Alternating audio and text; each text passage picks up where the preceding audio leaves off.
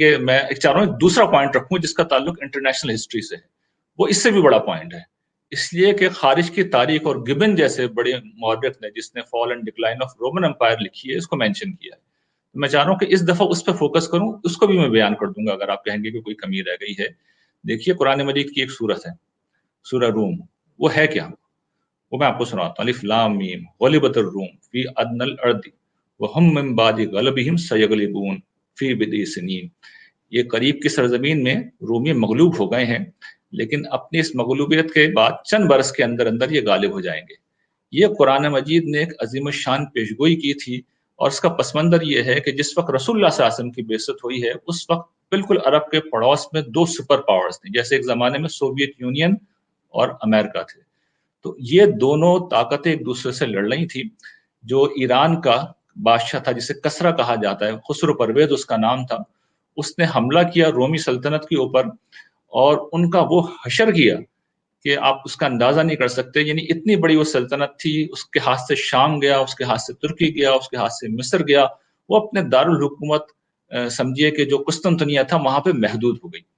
یہ وہ زمانہ ہے جس میں یہ صورت ہے، اور اس صورت کا پس منظر یہ ہے کہ مسلمان چونکہ حبشہ کے پس منظر میں، عیسائیوں کے پس منظر میں ذرا قریب تھے، کیونکہ اہل کتاب تھے تو مسلمان عیسائیوں سے قریب تھے، اور مشرکین جو ہے مجوسیوں سے قریب تھے، ایرانیوں سے، عقیدتاً مذہب کے پہلو سے. تو وہ یہ کہتے تھے کہ ہمارے بھائی ایرانی تمہارے بھائی رومیوں کو مار رہے ہیں، ان کو انہوں نے کھدیڑ کے رکھ دیا ہے، یہی حشر ہم تمہارا کریں گے. تو یہ وہ حالات ہیں جن میں یہ آیتیں نازل ہوئیں. سورہ روم کا اس سے آغاز ہوتا ہے، اور اس میں دو پیشگوئیاں، ایک تو یہ پیشگوئی ہے، اور دوسری پیشگوئی انہی آیتوں میں ہے، یہ ہے کہ یومئذ یفرح المؤمنون، کہ یہ وہ وقت ہوگا کہ جب رومی غالب آئیں گے، اس روز مسلمان کو بھی فتح و خوشی سے وہ، یعنی فتح کی خوشی سے وہ سرشار ہوں گے، اللہ کی مدد سے ان کی بھی مدد ہوگی، وہ بھی غالب ہوں گے. تو وہ آپ کے سوال کا بھی اس کے اندر جواب آ جائے گا. لیکن میں چاہ رہا ہوں پہلے روم والی چیز کو واضح کر دوں کہ جس وقت یہ بات نازل ہوئی تو کسی طور پہ اس کا کوئی امکان ہی نہیں تھا کہ ایرانی جو ہے شکست کھا جائے. یعنی ایک سپر پاور نے بالکل فنش کر دیا، ختم کر دیا ہے. تو یہ پیشگوئی ہوئی، اور اس موقع پر اتنا یقین تھا صحابہ کو قرآن مجید کی اس بات کے اوپر کہ حضرت ابو بکر نے ایک شرط لگائی، جو اس زمانے میں ایک کافر تھا، ابی بن خلف غالباً اس کا نام تھا، کہ 10 اونٹوں کی شرط لگائی. اس نے کہا 3 سال کے اندر اگر یہ واقع ہو گیا تو میں آپ کو 10 اونٹ دوں گا، ورنہ آپ مجھے دیجیے گا. انہوں نے کہا منظور ہے. حضور کے پاس تشریف لائے، حضور نے کہا بضع سنین کے الفاظ ہیں، تو یہ 10 سال تک کا عرصہ ہوتا ہے عربی کے لحاظ سے، تو اس شرط کو 10 سال تک بڑھا دو اور اونٹوں کی تعداد 100 کر دو. تو یہ شرط طے پائی، اور اس کے بعد پھر تاریخ میں اگلے چند برسوں کے اندر ایک معجزہ ہوتا ہے.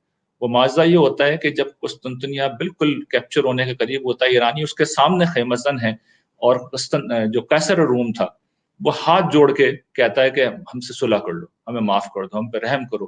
تو انہوں نے جو شرائط رکھی ان کے لیے ناقابل قبول تھی. یعنی یہ تھا کہ سارا سونا دے دو، چاندی دے دو، چلو وہ بھی دیں، لیکن یہ کہ سارے شریف گھرانوں کی خوبصورت عورتیں بھی دے دو. اب یہ چیز تھی وہ ناقابل برداشت تھی. چنانچہ اس نے ایک آخری فائٹ کا فیصلہ کیا. یعنی وہ جو مردہ انسان تھا اچانک زندہ ہوا، بچی کچی اس نے فوج جمع کی، اور کلیسا سے جو کچھ بھی ان کے پاس تھے وہ قرض پہ ان سے رقم لی، اور پھر بحر اسود سے پیچھے سے وہ گیا آرمینیا کے سائڈ سے، ان کے سینٹر میں جا کے اس نے جن پہ حملہ کیا. چھوٹی سی فوج تھی، اس نے جو پھر پوری سلطنت کو تباہ کر کے رکھ دیا. اور اسی زمانے میں پھر یہ ہوا کہ کسرا جو تھا اس کو ہلاک کر دیا گیا. جو تھوڑے ہی عرصے کے اندر قیصر نے اپنے تمام علاقوں کو واپس لے لیا. ان کی سب سے بڑا ان کا قبلہ ان کے ہاتھ سے نکل گیا تھا، بیت المقدس، ان کی مقدس سلیب اٹھا کے لے گئے تھے، سب کچھ اسے واپس ملا. اور جب یہ ہو رہا تھا تو ٹھیک یہ وہی دور تھا جو دوسری پیش گوئی کی گئی تھی کہ اس روز مسلمان بھی سرشار ہوں گے، کیونکہ یہ وہ زمانہ تھا جب جنگ بدر ہوئی ہے. اور وہ جو قرآن مجید نے پیشگوئی سورہ قمر میں کر رکھی تھی کہ کفارکم خیر من اولئکم، کہ تمہارے کفار کیا ان سے بہتر ہیں. یہ جو پچھلی امتوں کا ہم نے ذکر کیا، پچھلی قوموں کا، تو ان کے ساتھ بھی یہ ہوگا، سیہزم الجمع ویولون الدبر، کہ ان کا جتھا جو ہے وہ شکست کھائے گا اور یہ پیٹ پھیر کے بھاگیں گے. یہ پیشگوئی قرآن مجید میں سورہ قمر میں 5 نبوی میں ہوئی تھی، جب یہی پیشگوئی کم و بیش 7 وہ پیشگوئی ہوئی تھی. سورہ روم میں دونوں کو جمع کر دیا گیا، اور یہیں پہ جنگ بدر ہوتی ہے، اور قریش کی پوری لیڈرشپ جو ہے اس کے اندر ہلاک ہو جاتی ہے. اور پھر تھوڑے عرصے کے اندر، جس طرح میں نے آیت پڑھی تھی کہ پورے سرزمین عرب کے اوپر مسلمانوں کو غلبہ ہو جاتا ہے۔ تو اب سوال یہ ہے کہ اگر یہ کلام کسی انسان نے اپنے گھر بیٹھ کے تصنیف کیا ہے تو ٹھیک ہے، تصنیف بھی کر دیا، چلیے وہ قبیلے میں رہنے والے تھے، انہوں نے کسی طرح لکھ دیا، چلے وہ بائبل کی سٹوریز کی کریکشن بھی کر دی، یہ کیا چیز ہے؟ یعنی اتنی قطعیت کے ساتھ کوئی ایک پیش گوئی نہیں، دو پیش گوئیاں سرزمین عرب کی بھی انٹرنیشنل لیول کی بھی، اور دونوں ایک ساتھ پوری ہو رہی ہیں۔ یہی بات کہی گئی تھی کہ جب یہ واقعہ ہوگا تو وہ واقعہ بھی ہو جائے گا۔ تو یہ خدا کے سوا کون کر سکتا ہے جو ایک اور ایسپیکٹ ریحان بھائی، قطع کلامی معاف، ایک اور ایسپیکٹ اسی بات کا کہ قرآن میں یہ بھی آتا ہے کہ جو رسول کا ساتھ دیں گے، جو حق کا ساتھ دیں گے ان کے ساتھی، ان کو بھی اللہ تعالیٰ دنیا کے اندر نوازیں گے۔ اور پلس یہ بھی ہمیں سورہ بتایا نور میں گیا یہ بات بیان کی گئی ہے۔ سورہ نور میں، اور پلس یہ بھی بتایا گیا کہ جب رسول آ جاتا ہے تو ان کے ایڈریسیز کا فیصلہ دنیا میں ہو جاتا ہے۔ اسی تناظر کے اندر آپ صلی اللہ علیہ وسلم نے جو 3 خطوط بھیجے تھے، ایک وہی پرشین امپائر جو بچ گئی تھی، ایک بیزنٹائن اور ایک جو ایجپٹ کے رولر تھے، ان کو آپ نے خط بھیجے اور تینوں نے خطوں کو جھٹلا دیا تھا۔ تو وہ اسی قانون کے ایڈریسیز بن گئے جو اللہ تعالیٰ نے رسولوں کے بارے میں ایکسپلین کیا قرآن کے اندر۔ اینڈ سنس وی نو کہ اس وقت امپائر جو تھی وہ پرسنل پراپرٹیز ہی ہوتی تھیں کنگ کی یا امپرر کی، تو ہم نے یہ دیکھا تاریخ کی روشنی میں، ہم نے یہ دیکھا کہ آپ صلی اللہ علیہ وسلم نے پریڈکٹ بھی کر دیا تھا کہ تم دیکھو گے اس کے کسرا کے کنگن پہنے ہوں گے، صحابی کو بھی پریڈکٹ کر دیا تھا۔ تو تاریخ کی روشنی میں آپ صلی اللہ علیہ وسلم نے جب دنیا سے وفات پائی، آپ کے امیجیٹ کمپینینز نے ودن 13 to 15 ایئرز، ہم نے تاریخ کی روشنی میں، سیکولر تاریخ نے دیکھا کہ پرشین امپائر ٹاپل ہو کے مسلمانوں کے اقتدار میں آ گئی، ایجپٹ بھی اور بیزنٹائن بھی۔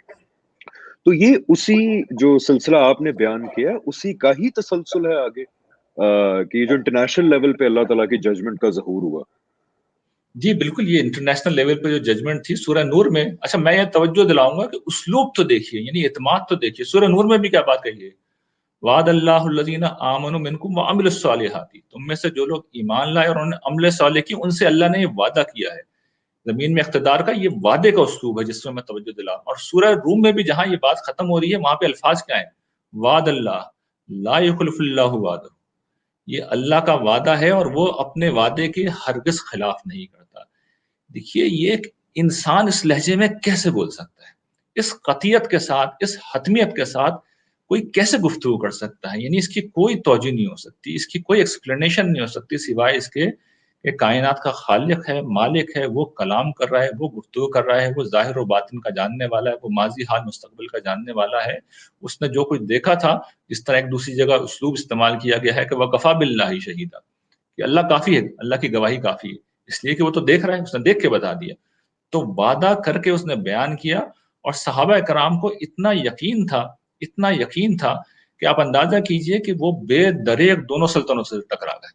یعنی جس وقت جنگ ہوئی ہے تو حال یہ تھا کہ ایک طرف رومن امپائر اور ایک طرف پرشین امپائر، اور صحابہ اکرام گنتی میں، تعداد میں ان سے بہت کم، ساز و سامان میں بہت پیچھے، طریقہ جنگ میں بہت بیکورڈ، لیکن اعتماد کا عالم یہ تھا کہ دونوں سے ایک ساتھ ٹکرا گئے، اللہ کا وعدہ۔ اور ریحان بھائی یہاں یہ بھی ایڈ کرنا چاہیے کہ اللہ کے قانون پہ، یہ جو رسالت کا قانون اور اس کے تحت ریوارڈ کا وعدہ تھا، اقتدار کا وعدہ تھا، اس پہ بھی اتنا یقین تھا صحابہ رضی اللہ عنہ کو کہ یہ اللہ تعالیٰ جنگ لڑ رہے ہیں ہمارے بہاف کے اوپر اپنے وعدے کے مطابق، کہ جب یہ میرے خیال ہے یرموک سے پہلے یا اس کے بعد حضرت خالد بن ولید رضی اللہ عنہ کمانڈ کر رہے تھے مسلمانوں کو، اور فتوحات پہ فتوحات پہ فتوحات ہو رہی تھی، تو حضرت عمر کے دور میں غالباً ان کو ایک دم تبدیل کر دیا گیا اور ان کی جگہ ایک اور کمانڈر کو لے آئے، یہی پیغام مسلمانوں تک پہنچانے کے لیے کہ کہیں ان کے دماغ یا دل میں یہ نہ آ جائے کہ یہ فتوحات تو حضرت خالد بن ولید کی وجہ سے ہمیں مل رہی ہیں، اس لیے وہ کمانڈر ہی چینج کر دی حضرت عمر رضی اللہ عنہ نے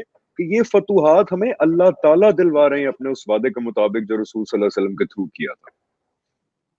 ایگزیکٹلی بالکل ایسا ہی ہے، یہ جنگ یرموک کا واقعہ ہے، اور اس موقع پر حضرت عمر نے جو بالکل نئے خلیفہ بنے تھے، پہلا سٹیپ یہی اٹھایا انہوں نے، یعنی اور یہ آپ اندازہ کیجئے کتنا اعتماد تھا، کتنا یقین تھا، کیونکہ وہ یہ دیکھ رہے تھے کہ لوگوں کو جو ہے خالد کے اوپر اتنا یقین ہو گیا ہے کہ چونکہ خالد ہیں تو فتوحات حاصل کریں گے۔ اچھا حضرت خالد چونکہ عراق سے آئے تھے، اب عراق بھی فوج بھیجنا تھا، تو انہوں نے جب اناؤنسمنٹ کیا کہ بھئی مجھے عراق کے لیے لوگ چاہیے، تو کوئی اٹھ ہی نہیں رہا، تو انہیں محسوس ہوا کہ اس کے پس منظر میں لوگوں کے دلوں میں یہ خوف تھا کہ پہلے تو وہاں پہ خالد تھے، ہم جیت رہے تھے، اب خالد شام آ گئے ہیں تو شام میں تو ہم جیتیں گے، عراق میں جائیں گے تو مار کھائیں گے.